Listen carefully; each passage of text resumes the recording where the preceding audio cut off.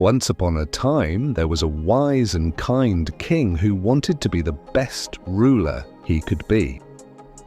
He believed that if he always knew the right time to act, the right people to listen to, and the most important thing to do, he would never fail. That's why he always had 3 questions in his mind. 3 questions were, what is the most important time for anything? Who is the most important person? And what is the most important thing to do? So he sent messengers across his kingdom, seeking answers to these 3 important questions. Many wise men from across the country came forward with different answers. Some said the right time to do something should be calculated as per astrology, while others said the king should plan everything in advance that would make it the right time. Some believed the king himself was the most important person, while others said the king's advisors were the most important. Some believed the most important thing was war, while others believed it was religion. The king was left confused, unable to find an answer that truly satisfied him. One day, the king decided to go in search of a wise man who could give him the right answers to his questions. Dressed in simple clothes, he set off with a few of his soldiers. As he was passing through a dense forest, he suddenly found a small hermitage and saw a monk digging the soil in front of it. The king left his guards behind and approached the monk's small hut. The monk was an old man, weak and frail, and was digging the ground perhaps for planting crops or vegetables. The king approached him and asked him his 3 questions, but the monk remained silent and continued digging the soil. The king repeated his questions, but the monk still continued his task, paying no attention to the king as if he wasn't even there. The king asked several times but received no response. Then, seeing the monk struggling to dig the soil, the king decided to help. He took another spade and began digging alongside the monk.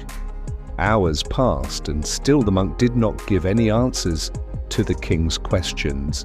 Just then the king noticed a man running toward them. The man was clutching his stomach. He was badly wounded and bleeding. The king ran to help the man. He cleaned his wounds and wrapped them with his own clothes. He gave the man water to drink and took care of him.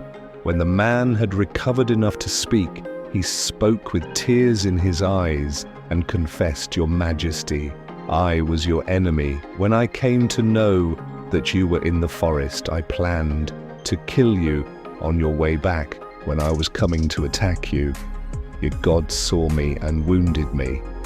I ran for my life and collapsed here, but you saved my life. I will always be grateful to you for your kindness. Please forgive me." The king was surprised. Not only had he saved a life, but he had also turned an enemy into a loyal friend.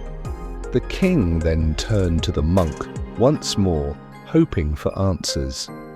This time the monk smiled and said, "See, king, you have found the answers to your questions."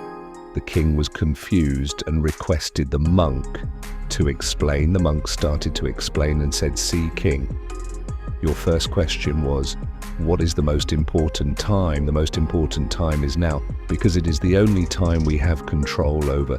You used your time, well, when I was digging the soil and started working with me, making good use of the present moment. Your second question was, who is the most important person? The most important person is the one who is with you, because they are the ones who need you at that moment. You helped this wounded man when he needed you the most.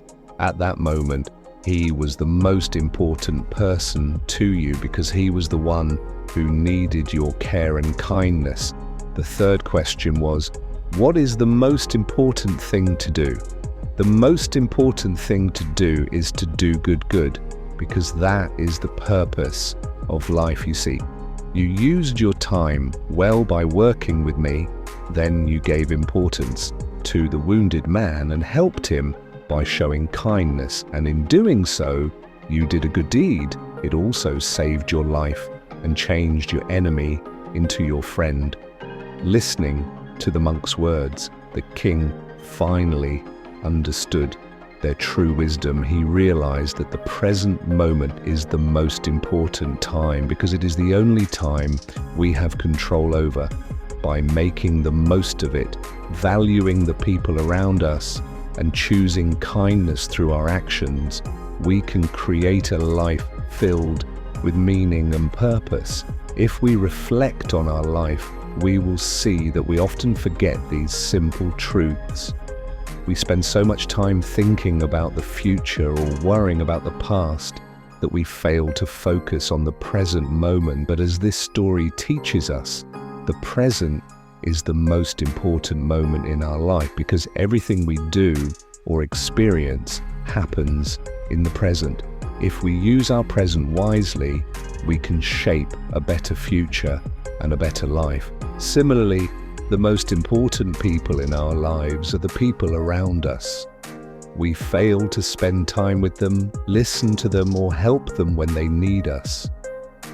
We should always try to be kind to the people around us. A single act of kindness can change everything, just like the king's kindness turned an enemy into a friend. If we learn to live in the present, cherish the people in our lives, and always choose to do good, our lives will become more meaningful and filled with happiness.